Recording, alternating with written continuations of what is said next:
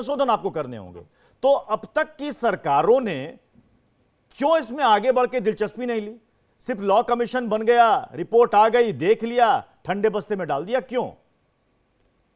जी प्रत्युष जी, देखिए मैं आम आदमी पार्टी से हूं, तो मैं एक आम आदमी की तरह सोचता हूं। समस्या ये होती है कि पहले सगाई होती है, फिर जिसके साथ सगाई होती है उसी के साथ शादी भी होनी होती है और तब उसी के साथ बच्चे होते हैं।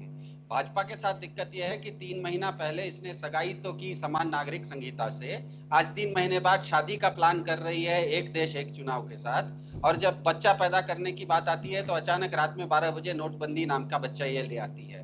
तो इसीलिए इसकी विश्वसनीयता क्या है? सबसे पहले ये बताइए कि भाजपा की विश्वसनीयता क्या है। बाकी आपने बात काफी विस्तार से बता दी है, उसको मैं उसके पक्ष और विपक्ष में बोलने की जरूरत नहीं है।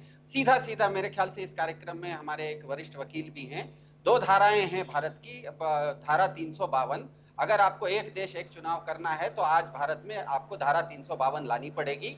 धारा 352 लाने का मतलब है मोदी जी फिर से इंदिरा गांधी वाले रास्ते पर फिर से चलेंगे। तो जो कांग्रेस को पानी पी पी के कोसते हैं वो कांग्रेस के ही राह पर जाने की तैयारी कर रहे हैं क्या? दूसरी बात यह है कि अगर एक देश एक चुनाव करना है तो धारा 356 आपको हटानी पड़ेगी।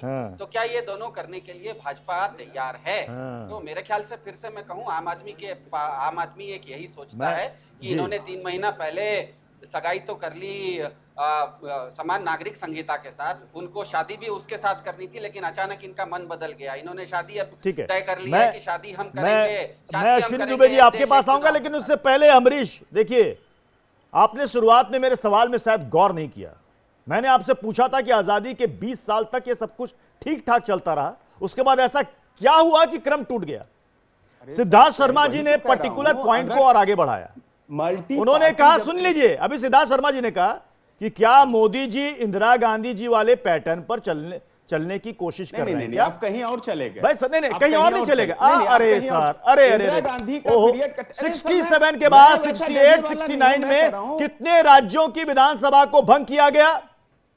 67 के बाद अगला आम चुनाव कब होना था?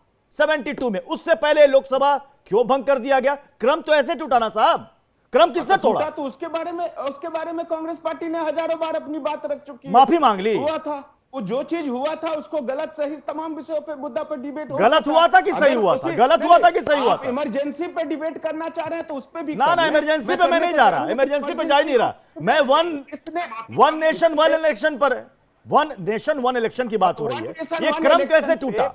ये क्रम कैसे टूटा? और ऐसा टूटा कि फिर जुड़ा ही नहीं। लीजिए, अब ये क्या टूट गया भाई?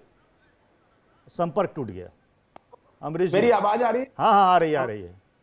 हाँ, मैं ये कह रहा हूं, संपर्क में रहिए, संपर्क में रहिए, तोड़ना नहीं जोड़ना है सब। हाँ नहीं, मेरे संपर्क फोन आ रहे हैं दूसरे। अच्छा, टूटने वालों में से मैं नहीं हूं। हाँ, मेरी आवाज आ रही है? आ रही आवाज आ रही है आपकी। देखिए, मैं फिर से वही कहूंगा और मेरी बात को आप लगेगा दोहरा रहे। मुझे लगता है जिस देश में मल्टी पार्टी सिस्टम है, फेडरल स्ट्रक्चर है, राज्य और राष्ट्र की बात होती है, जब मैं समझ गया आपकी बात, मैं समझ गया। आप कह रहे हैं व्यवहारिक दिक्कतें हैं, एक शगुफा है। ठीक है अश्विनी दुबे जी, चूंकि लॉ कमीशन ने भी सपोर्ट करते करते लॉ कमीशन ने एक बात और कही थी कि इसके सामने कुछ चुनौतियां हैं, संविधान में संशोधन करना होगा तभी यह पॉसिबल हो पाएगा। तो क्या है वो संवैधानिक पेंच जिसकी वजह से अब तक की सरकारें हिम्मत नहीं कर पाई आगे बढ़ने की? देखिए, सबसे पहले तो आपको यह समझना पड़ेगा कि जो संविधान का अनुच्छेद 368 है, जहां पर 368 के मुताबिक जब लोकसभा में आप इसमें चेंज करेंगे, परिवर्तन करेंगे, क्योंकि अभी क्या हो रहा है, अभी मल्टी इलेक्शंस हो रहे हैं। मल्टी इलेक्शंस होने की वजह से जो 5 साल का रिमाइंडर पीरियड है वो बढ़ता जा रहा है। तो सबसे पहले लोकसभा राज्यसभा में 2/3 बहुमत से पारित होगा, उसके बाद 50% से ज्यादा राज्यों के विधानसभाओं से भी पारित करवाना आवश्यक होगा, क्योंकि स्टेट इसमें इक्वल स्टेक होल्डर है। दूसरा, केंद्र सरकार केंद्र की राष्ट्रीय स्तर के चुनाव को तो रेगुलेट कर सकती है इलेक्शन कमीशन ऑफ इंडिया के थ्रू, लेकिन जो निकाय के चुनाव है उनको रेगुलेट करने के लिए आपको स्टेट्स को रिस्पॉन्सिबिलिटी, और कॉन्स्टिट्यूशनली भी रिप्रेजेंटेशन ऑफ पीपल एक्ट में भी दी है, ये उसका इंप्लीमेंटेशन होगा।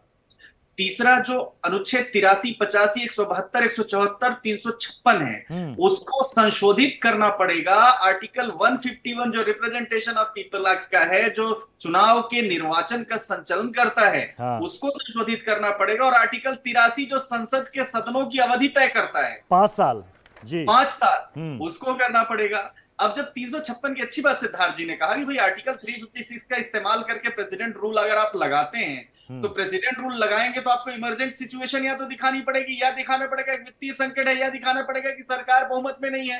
कुछ ना कुछ आपको दिखाना पड़ेगा। तो अगर आप संविधान में संशोधन करते हैं तो चाहे इमरजेंट सिचुएशन क्या लगे, क्या इलेक्शन एक इमरजेंट सिचुएशन में आएगा। अब आपने बड़ी अच्छी बात की उत्कर्ष जी, बहुत आप वेल रिसर्च है इस विषय पर। 1983 की आप बात कर रहे थे, जो चुनाव आयोग ने 1983 में चुनाव आयोग ने अपनी सालाना रिपोर्ट में कहा कि एक साथ इलेक्शन जो है देश के डेवलपमेंट के लिए भी जरूरी है, और साथ ही साथ हमारा जो खर्चा है, जो एकेडमिशियन से नॉन एकेडमिक वर्क लिया जाता है, तो वो भी जो है खत्म होगा। और 1999 में भी विधि आयोग ने वही बात कही, अपनी रिपोर्ट सबमिट किया।